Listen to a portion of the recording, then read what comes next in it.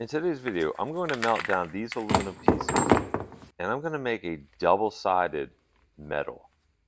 This is a Zelda Tears of the Kingdom medallion that I made for someone. If you saw last week's video, I made 4 of them. However, those 4 were just single-sided. Single-sided coins or medals are just so much easier to make than the double-sided. So this is the pattern I'm going to be using for today. It's a piece of polystyrene foam. I carved out a pattern on both sides. So let me show you how I made it. I made a piece of styrene foam 4 inches by 4 inches. I clamped it down to the deck and put some tape on the 2 sides and the spindle in the center. The tape is used for when I flip it over, it will be in the exact same spot to center the spindle on the opposite side. Here's a better look at the tape. I put the tape right against the polystyrene foam, edge to edge, the best I can do. Now that I carved out the one side, I'm going to flip it over, putting it in the exact same position I had it before, using the tape to line it up.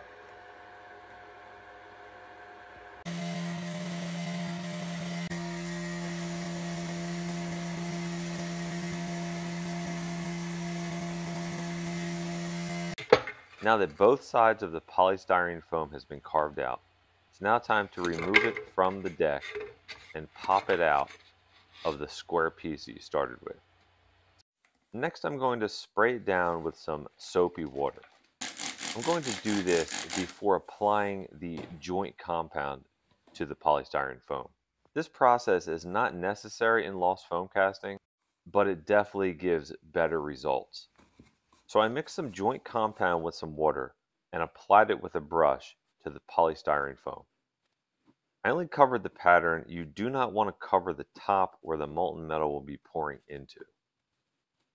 When finished, let it set for about 24 to 48 hours. And now we're ready to do some lost foam casting.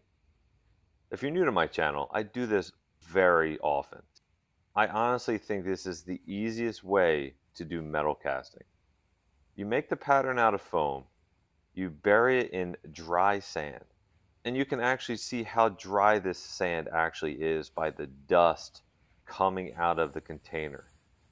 All of the moisture has to be removed from this sand. I made a video on how to remove that moisture, so if you'd like to check that out, that link will be in the description below. So all we do is place the foam in the container and fill it up with sand, vibrating it to give it a better compaction. When done filling it, place a can that has a hole cut out to the bottom and place it on top of the foam. That is where you're going to be pouring the molten metal into. Then fill around the can with some more sand to lock the can in place. Now it's time to melt some aluminum. I found these on the side of the road about a week ago. I don't even know what they are. And they just barely fit into my crucible. So I'm just trying to figure out the best way to get the most into the crucible. And I'm still trying to figure it out, but yeah, no, that's not going to work. There we go. That'll work. Let's go melt some metal.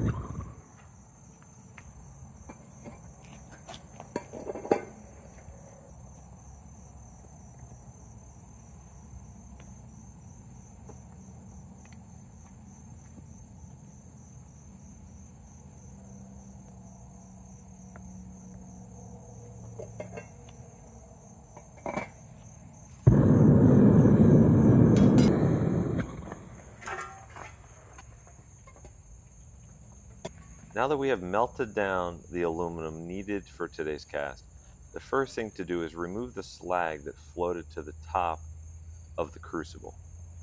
Then it's ready to be poured. And this part is really fascinating.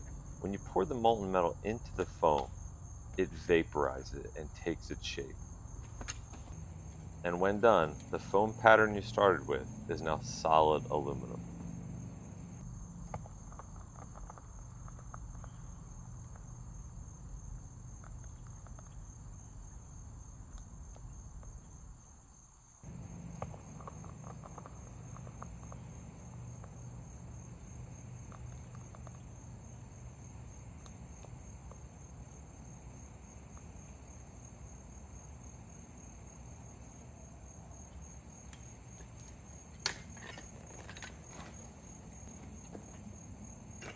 After about 15 minutes, the aluminum has now solidified and we can dip it into some water to cool it off.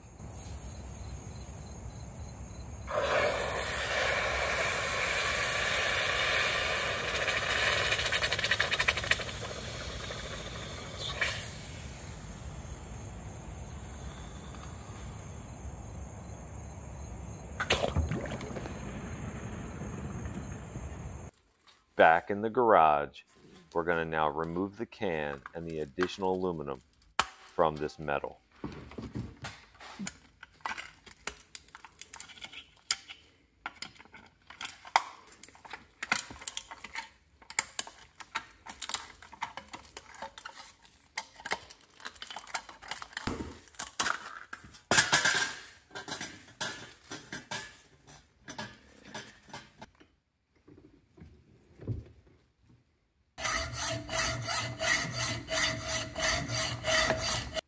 Well, it looks good, but I think we need to clean it up with a wire wheel to get a better look at it.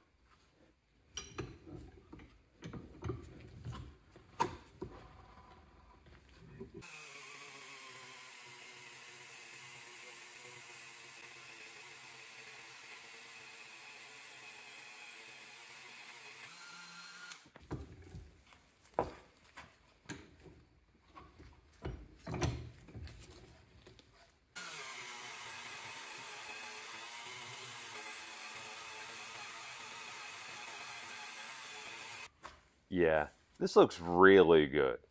Let me know what you guys think in the comments. This piece came out perfect.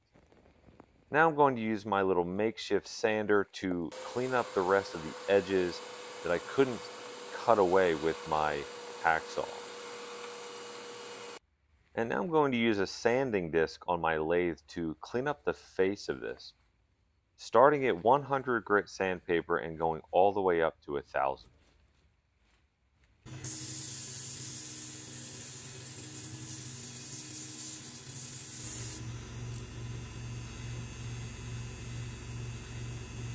And the last thing I'm going to do to this piece is add some aluminum black finish to it.